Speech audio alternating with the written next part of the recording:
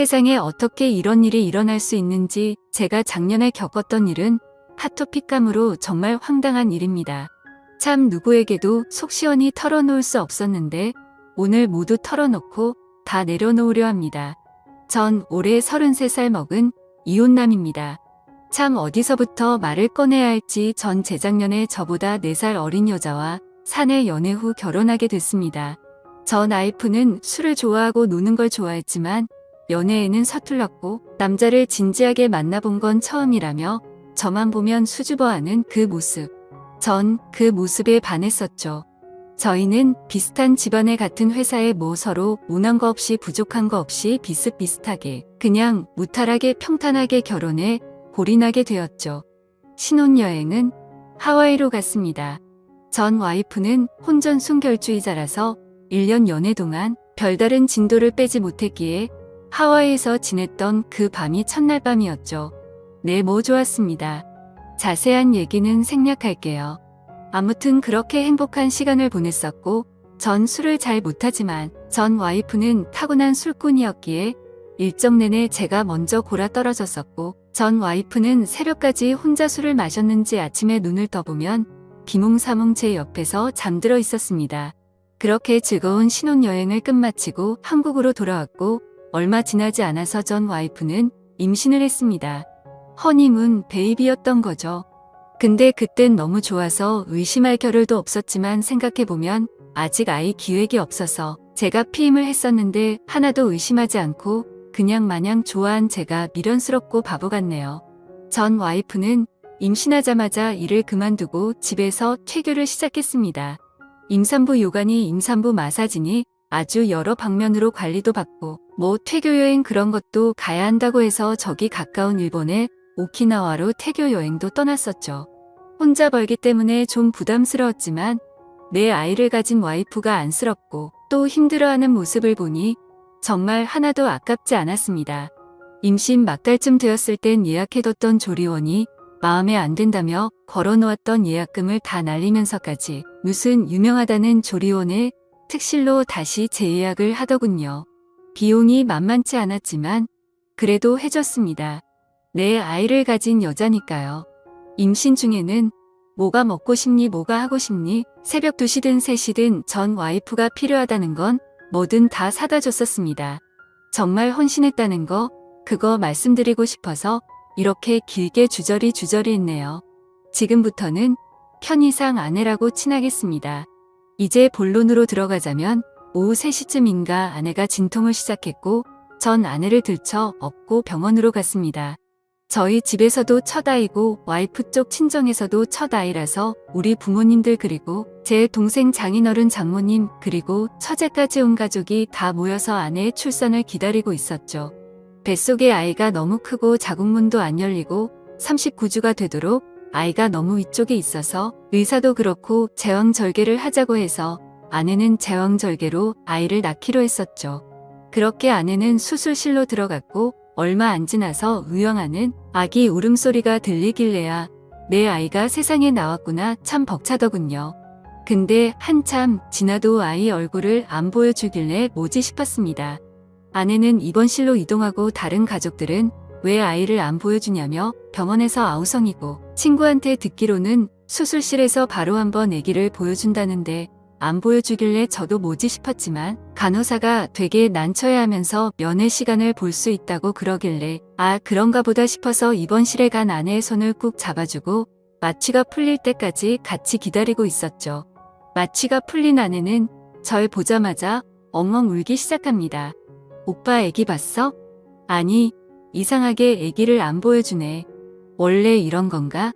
이 병원만 이런 건가? 알 수가 없네. 자기 귀는 우리 아가 봤어?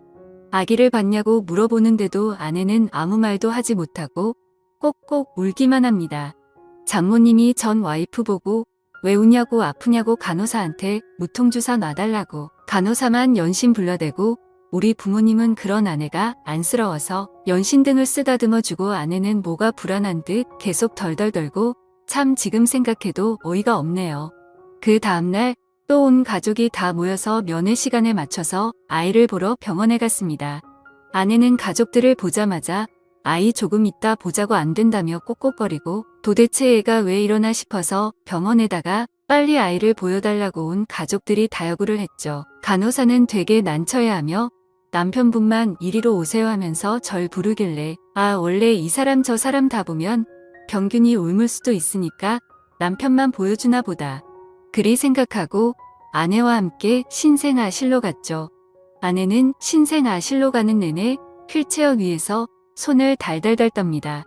전 아무것도 모르고 어이 애기가 그렇게 보고 싶냐 덜덜덜하는 아내 손을 꾹 잡아주며 신생아실로 가는데 간호사가 데리고 나오는 아이 좀 피부가 까무잡잡합니다. 눈도 너무 크고 까무잡잡하고 아무리 봐도 동양인이 아닌 것 같고 아내도 저도 피부가 흰 편인데 까무잡잡한 아기 뭐 흑인 계열 중동 계열 그런 모습으로 보이더군요. 콩 심은데 콩 나고 팥 심은데 팥 나는 법인데 처음엔 바보같이 선생님 아이가 바뀐 것 같은데 간호사에게 아이가 바뀌었다고 우리 아이를 데려다 달라고 하는데 간호사는 어쩔 줄 몰라 하고 아내는 갑자기 미안하다며 꼭 꼬웁니다. 오빠 미안해. 정말 미안해. 전 상황 파악이 되질 않았고 멍하니 서서 아기를 바라보다가 그냥 밖으로 나와버렸습니다. 밖에 나와서 연신 줄담배를 피고 참 이게 무슨 일인가 어찌된 일인가 한참을 생각하다가 병실로 들어가는데 병실 앞에서 고성이 오갑니다. 장모님은 무릎을 꿇고 내가 딸을 잘못 줬다고 울고불고 우리 부모님은 이게 무슨 일이냐고 소리소리를 지르고 아내는 눈물만 꼭꼭 흘리고 전 그냥 병실로 들어가서 부모님 손을 이끌고 나와버렸습니다. 저게 내 아이는 아니든 어제 수술한 사람 붙잡고 할 얘기가 아닌 것 같아서요. 장모님은 절 보자마자 차서방 미안하네 차서방 얘기 좀 하게 우리가 잘못했네 차서방 애타게 절 부르시는데 전 대답도 안 하고 부모님을 모시고 병실에서 나왔습니다. 4일 뒤 아내가 퇴원을 하고 처가댁으로 와달라고 하더군요. 4일 동안 아내가 수백 통의 문자를 보내고 장모님의 수십 통의 전화를 했지만 전 하나도 답하지 않았습니다. 그냥 이혼 서류를 챙겨서 아내의 퇴원 당일 처가댁으로 향했죠. 그제서야 전 입을 열고 물었습니다. 어찌된 일이냐고 왜 피부색이 저러며 애 눈, 코, 입이 외국인 같냐고.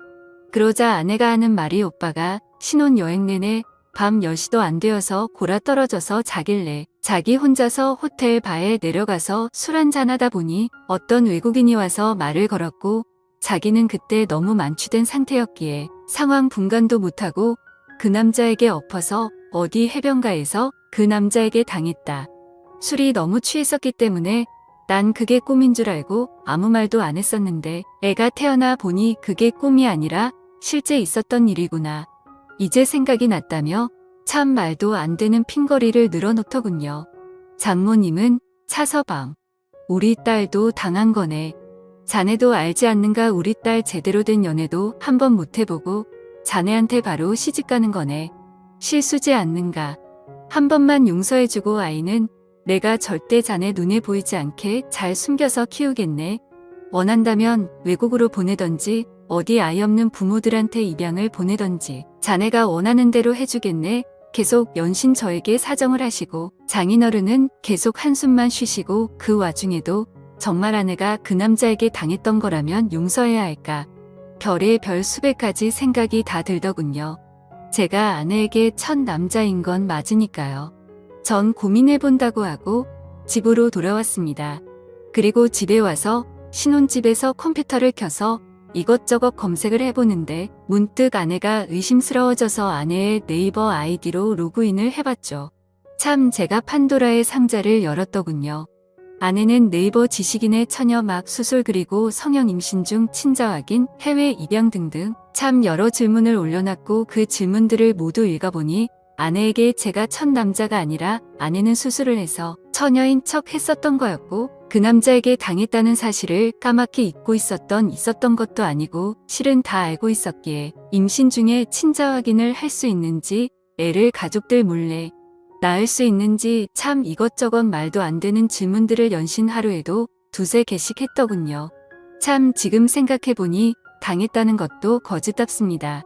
당했으면 남편인 나한테 말해서 그 남자를 잡을 생각을 했어야지. 전 그냥 두말 안 하고 그 지식인 질문들을 프린트해서 이혼 서류와 함께 아내에게 보냈고 아내는 군말 없이 이혼 서류에 도장을 찍었습니다. 그렇게 저의 짧은 결혼 생활이 끝났고 아내는 지금 무얼 하는지 전혀 소식을 모릅니다. 동기에게 물어보니 육아휴직을 끝내고 퇴사했다고 하더군요.